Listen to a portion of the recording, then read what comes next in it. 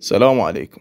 الحقيقة الفيديو اللي فات خلاني أفقد الشغف باليوتيوب كله، والسبب انه تفاعل القناة كلش مو عاجبني. فالمقصود من هذا الحكي كله انه لا تقصرون ويانا باللايك والاشتراك، وحتى تعاليقكم كلش راح تساعدني بصناعة المحتوى. المهم فيديو اليوم، طبعا اكثر المتابعين طلبوا مني اسوي هذا الفيديو، فاليوم راح ارد على اسئلة المتابعين. لايك واشتراك بالقناة وليتس جو على الفيديو. اذا ما كنت يوتيوبر شنو كنت؟ اذا ما كنت يوتيوبر مصلح سيارات. طبعا هنا اكو سؤال يقول اذا وجدتك فرصة تعوف بلدك وتسافر. اي والله اذا اكو فرصة يعني اتمنى القى هاي الفرصة اعوف بلدي واسافر. اكو سؤال يقول سني لو شيعي، شنو هدفك؟ يعني قصدك باليوتيوب لو بالحياة كلها؟ اذا قصدك باليوتيوب وهدفي انه اوصل رسالة من خلال المحتوى لغد عابد شو اسوي؟ برأيي يعني بطلوهن هاي السوالف، لأن ما حد مهتم لك والله العظيم، ما حد مهتم لك. شنو تفكر طب لك بحالة اكتئاب وتسوي نفسك حزين؟ ما حد مهتم لك والله العظيم، ما حد مهتم لك. عوف هاي السوالف التعبانة. سؤال يقول هم ناوي تغير محتواك؟ اي يعني ناوي اغير محتواي بالمستقبل. انا احب يعني اوصل فد رسالة من خلال محتواي. يعني شوف، ممكن غيرناه وممكن لا ضر. هذا قبل لا تدخل اليوتيوب شنو كنت حاب تصير؟ لاعب طاولة، وللأسف ما صرت. صراحة ما أدري يعني شو أعلق على هذا السؤال، بس ما أدري ليش الأهل يعني هيك صايرين. الحياة على مقارنات، على شوف ابن فلان وشوف ابن عمك وشوف، ما له داعي. يعني هذا الشيء ما له داعي يا أخي. أنا نظريتي عقلي كل شيء يختلف عن ذاك الشخص، شلون تقارني؟ ماكو، ما يصير. هاي المقارنات لازم تنقطع. شنو سبب دخولك لليوتيوب وما هي الغاية من هالشيء؟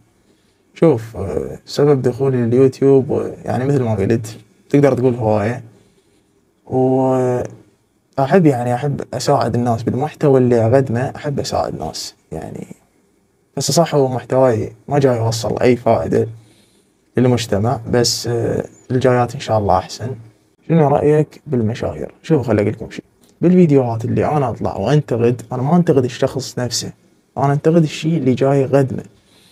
فيعني لا تصير، لا تفكرون غلط بين أنا أكره المشاهير أو أحارب. لا، أنا أحارب الشيء اللي تقدمه. لسبب فتحك لليوتيوب لأجل المال؟ لا، مثل ما قلت لكم يعني هي هاي هواية، وفتحت قناة اليوتيوب. وأول ما فتحت القناة اليوتيوب ما فكرت بالمال أبد. سؤال يقول أكبر مخاوفك؟ أكبر مخاوفي إنه أنقذ شخص من عائلتي بس. يعني هذه مستعد لكل شيء، بس أكبر مخاوفي إنه أنقذ شخص من عائلتي بس. هاي طبعا. اكو سؤال هنا يقول شنو رأيك بالحب؟ شوف، الحب شيء حلو بس مو لكل واحد. يعني برأيي أنا إذا الشخص يكون فقير أو وضعه المادي تعبان، فأحسن شيء يبتعد عن هاي الأشياء. الحب يعني ما يناسبه. الحب المن حلو، الغني حلو هذا له، اللي ما عنده شيء، اللي ما يشتغل الأبو يصرف عليه، هذا الحب حلو له. اكو سؤال يقول تحب؟ شوف، سابقا نعم، هاي سالفة قديمة يعني، ويمكن نزلت عليها فيديو. هاي قد عمرك زائد طولك. شوف، عمري ما لازم أقوله، يعني ما أشوف أنه شيء مهم اللي أقوله، بس طولي قبل 3 سنوات 100، ايش قد كان قبل 3 سنوات؟ 184. اي نعم، قبل 3 سنوات 184. اكو سؤال يقول ليش ما تطلع وجهك؟ شوف، أنا أول فيديو نزلته لقناتي قلت بين أنا لبسي للغناء هو إنه ما أحب أصير مشهور.